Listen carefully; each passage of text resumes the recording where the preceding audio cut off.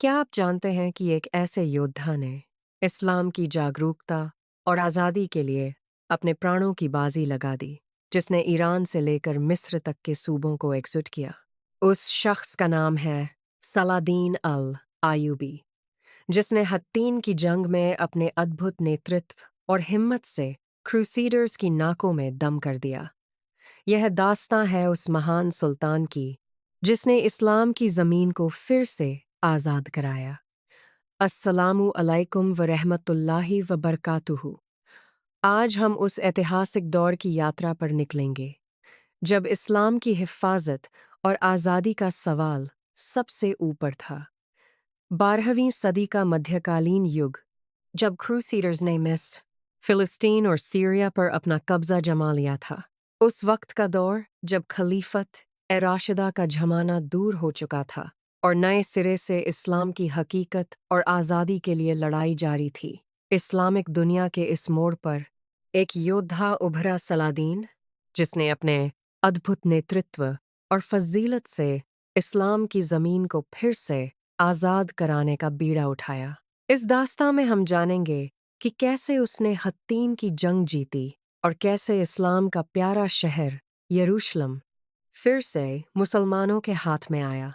12वीं सदी के मध्य में, जब क्रूसीडर्स ने सीरिया और फिलिस्तीन पर अपना कब्जा कर लिया था, उस वक्त की इस्लामिक दुनिया में एक नई उम्मीद जगी। अय्यूबी खानदान, जो कि एक फ़ारसी तुर्क वंश था, ने अपने तहज़ीब और ताकत से इस्लाम की हिफाजत का बीड़ा उठाया।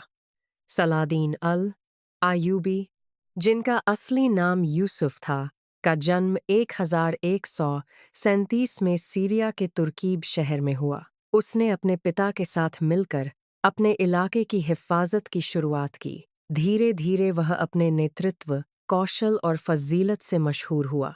1174 में वह नूरुद्दीन जंगी का उत्तराधिकारी बन गया और इस तरह से उसने अपने आप को एक शक्तिशाली सुल्तान के रूप में स्थापित किया। इस दौर में उसने अपने साम्राज्य को मजबूत करने के साथ साथ इस्लाम की हिफाजत का मिशन भी शुरू किया। 12वीं सदी के मध्य में, जब क्रूसीडर्स ने यरूशलेम पर अपना कब्जा कर लिया था, उस शहर का इस्लामिक इतिहास में एक अलग ही महत्व था।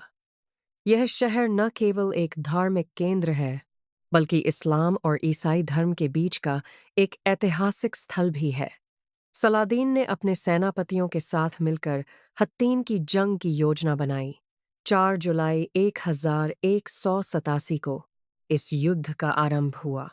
यह लड़ाई अत्यंत कठिन और खून खराबा से भरी थी। क्रूसीडर्स की सेना, जो कि यूरोप से आई थी, अत्यंत मजबूत थी, लेकिन सलादीन ने अपने रणनीतिक कौशल और अपने सैनिकों की बहादुरी से उन्हें परास्त किया। इस जंग में सलादीन ने अपने नेतृत्व का परिचय देते हुए क्रूसीडर्स की सेना को घेर लिया। अंततः 4 जुलाई 1187 को हत्तीन की जंग में सलादीन की विजय हुई। इस जीत ने ईसाइयों के मनोबल को तोड़ दिया और मुसलमानों में नई उम्मीद जगा दी।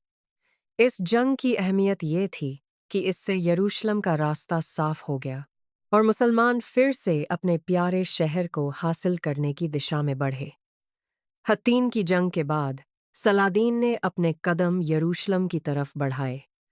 2 अक्टूबर 1187 को वह शहर मुसलमानों के हाथ में आ गया।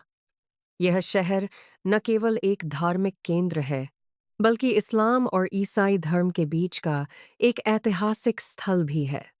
सलादीन ने अपने शौर्य और करिश्माई नेतृत्व से यह साबित कर दिया कि इस्लाम की आज़ादी का सपना अभी भी जीवित है। उन्होंने यरूशलेम को फिर से अपने कब्जे में लिया और इस्लामिक उम्मत को एक नई ऊर्जा मिली। इस जीत के साथ उन्होंने अपने मिशन को पूरा किया कि इस्लाम की हिफाजत और उसकी महान परंपरा को कायम रखा जाए।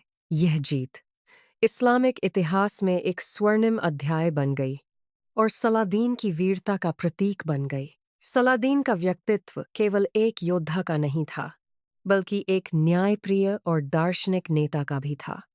उसने अपने जीवन में शांति और न्याय को प्राथमिकता दी। वह अपने विरोधियों के साथ भी इंसानियत का व्यवहार करता था। उसकी यह महानता, उसकी वीरता और हिम्मत से कहीं अधिक थी। उसकी विरासत आज भी इस्लामिक दुनिया में जीवित है।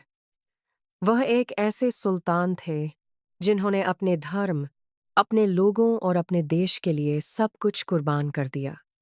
उनके जीवन से हमें यह सीख मिलती है कि सही नेतृत्व और ईमानदारी से बड़े मकसद भी हासिल किए जा सकते हैं।